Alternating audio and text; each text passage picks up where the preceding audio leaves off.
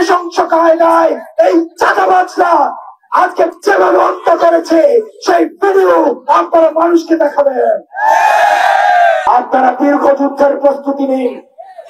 আমরা ইলেকশন কমিশনকে আমরা বলবো, আপনারা হুদার ইতিহাস মনে রাখুন, আপনারা হুদার মুরুল হুদার ইতিহাস মনে রাখুন। অনেককে বলবো আপনারা গণভবনের ইতিহাস মনে রাখুন। পুলিশ ভাইদেরকে বলবো আপনারা বেনজিরের ঘটনা মনে রাখুন। সংস্কৃতি কর্মীদেরকে বলবো আপনারা মমতাজের ঘটনা মনে রাখুন। আমাদের মিডিয়ার ভাইদেরকে বলবো সাংবাদিকরা আমাদের বন্ধু, এই সাংবাদিকদেরকে মিডিয়া লীগের হাত থেকে রক্ষা করতে হবে। আমরা টিভিতে, সিনেমাতে, পত্রিকায় আমরা দেখেছি লগি বৈঠার ঘটনা।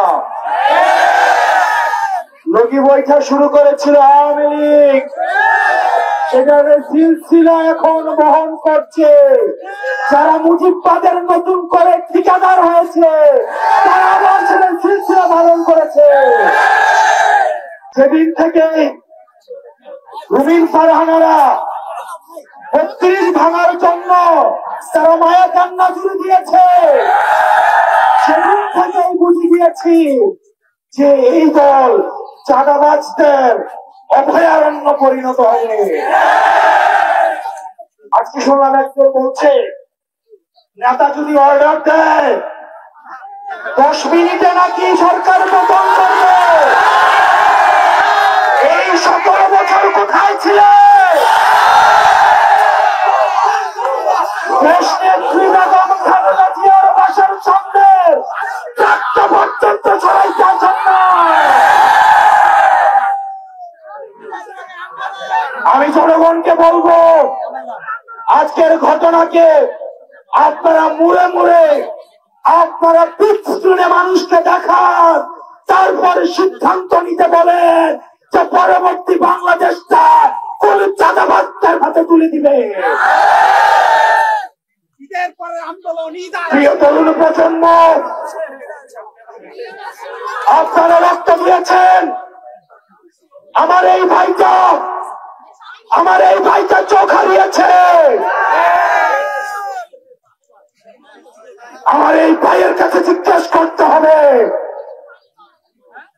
তারা বলছে আমাদের যেহেতু যতদিন না পর্যন্ত নির্বাচন হয় তারা যদি সরকার গঠন না করে তাহলে নাকি এগুলো অব্যাহত থাকবে।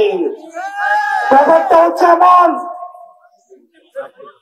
আমি চুরি করতে থাকবো, তাহলে আমাকে বাসার চাবিটাই আমার হাতে তুলে দাও। আপনারা জেল থেকে বেরোয় বলছিলেন মাসুম বাচ্চারা, আর আজকে আপনারা বড় বড় কথা বলেন। আজকে আপনারা মুজিববাদের ঠিকাদার হয়েছেন। আমরা দেখছি বিএনপির আরেকজন রয়েছে জয় বাংলা স্লোগান দেয় ওনার প্রোগ্রামে। যদি বিএনপি করে জয় বাংলা স্লোগানই দেওয়ার আগে তাহলে বিএনপি করার কি দরকার, আওয়ামী লীগ করা উচিত। এই পাটপাটদের জন্য বিএনপির থেকে কর্মীরা আজকে বঞ্চিত, নির্যাতিত, নিপীড়িত। তারা এতদিন ধান খেত ঘুমাতো, ঢাকায় এসে রিক্সা চালাতো। আমার বিএনপির ত্যাগী ভাইদেরকে, কর্মীদেরকে এই নেতারা, এই পাটপাটরা প্রতারিত করেছে, প্রতারিত করছে, প্রতারিত করবে। অনেক নেতা রয়েছে বিএনপি, আমরা বর্তমানে দেখছি তাদের গাড়িতে আওয়ামী লীগের সময় শুধু পতাকাটাই ছিল না, না হয় একজন মন্ত্রীর সকল সুযোগ সুবিধা তারা ভোগ করেছে। আমি চ্যালেঞ্জ দিয়ে বলছি, বিএনপির শীর্ষ নেতৃবৃন্দকে চ্যালেঞ্জ দিয়ে বলছি, প্রয়োজনে ফেস টু ফেস আমি ডিবেট করতে রাজি। আমাদেরকে ভয়ভীতি দেখানো হয়। আমরা যে জীবনটা যাপন করছি এই জীবনটাই আমাদের বুনাস জীবন। আপনি কারে ভয় দেখাবেন? অনেক নেতাকে আমরা দেখেছি, এখন ব্যক্তিগত ভাবে চিনি। এই 17 বছরে তাদের সম্পদ তো কমেই নাই, বরং তাদের ফ্ল্যাট বেড়েছে, তাদের সম্পদ বেড়েছে, তাদের ব্যাংক হয়েছে। উল্টা পিঠে কর্মীরা রাস্তায় মাইর খেয়েছে, মামলা খেয়েছে, বাড়ি যেতে পারে নাই, সন্তানদের দেখতে পারে নাই। এই প্রতারণার রাজনীতির অবসান ঘটাতে হবে। আপনাদেরকে সিদ্ধান্ত নিতে হবে যে আপনারা কাদের হাতে দল দেশ তুলে দিবেন। আপনারা পাড়া মহল্লায়, আপনারা অলিতে গলিতে প্রজেক্টর দিয়ে আজকের যেভাবে নৃশংস কায়দায় এই চাঁদাবাজরা আজকে যেভাবে হত্যা করেছে সেই ভিডিও আপনারা মানুষকে দেখাবেন। প্রিয় তরুণ প্রজন্ম, আমাদের অনেক দায়িত্ব রয়েছে। আমি গতকাল বলেছিলাম আমাদের দেশের ভাগ্যাকাশে সংকট ঘনীভূত হচ্ছে। এই সংস্কার পিছিয়ে দিয়ে আমরা দেখেছি তারা আওয়ামী লীগ নিষিদ্ধেও তারা বেজার হয়েছে। তারা সংস্কার চায় না, তারা বিচার চায় না, তারা আওয়ামী লীগ নিষিদ্ধও চায় না। তাহলে আপনারা চান কি? শুধু কি জানতে চাও? যদি চান্দা লাগে আমরা সবাই মিলে উঠাইয়া চান্দা দেই।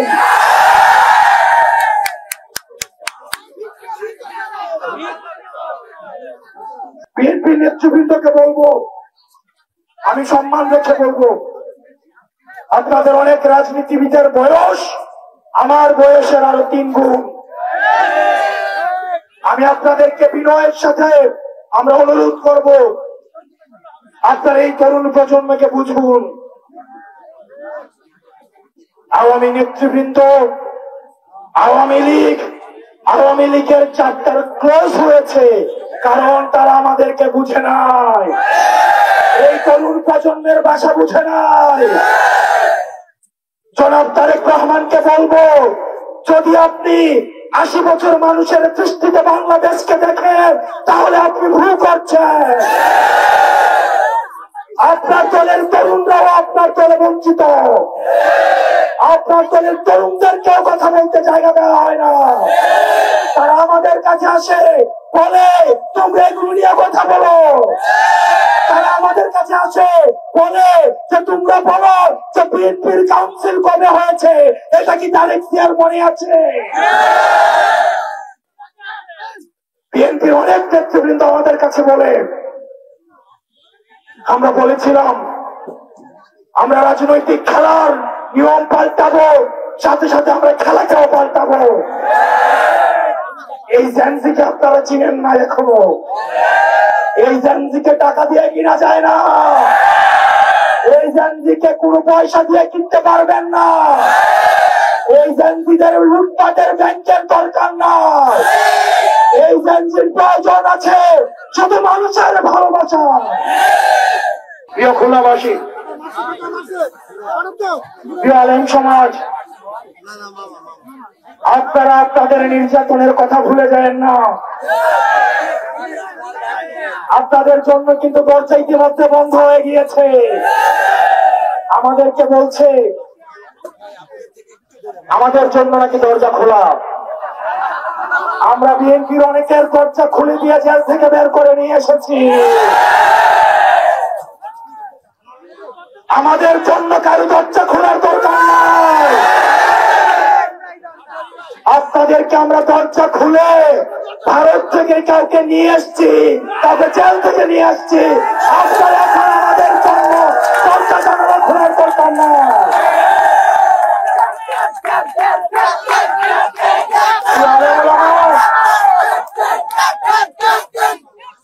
প্রিয় তরুণ প্রজন্ম, আলেম ওলামা, আমার ভাই বোন, আমার বোনরা, আমার নারী বোনরা, আমার মায়েরা, আপনাদের কাছে অনুরোধ করব, আপনার সন্তানরা যারা রাস্তায় এসে আন্দোলন করেছিল তাদেরকে কিছুদিন পরে জঙ্গি বানানো হবে। তাদেরকে কিছুদিন পর সন্ত্রাস বানানো হবে। তাদেরকে সন্ত্রাস বানিয়ে তাদের মুখ বন্ধ করে দেওয়া হবে, তারা যেন আর ক্ষমতাকে প্রশ্ন করতে না পারে। সেজন্য আমাদেরকে আগামী 3 আগস্ট সবাইকে ঢাকায় গিয়ে জুলাই ঘোষণাপত্র আমাদেরকে আদায় করতে হবে। 4 কোটি মাই বোনরা, 4 কোটি মা বোন, আপনারা কি চান আপনাদের সন্তানদেরকে কিছুদিন পর জঙ্গি তৎপরতা দিয়ে রাষ্ট্রদ্রোহ মামলায় ফাঁসিতে ঝুলিয়ে হত্যা করা হোক? আমরা চাই এই খুনি হাসিনার বিচার হোক।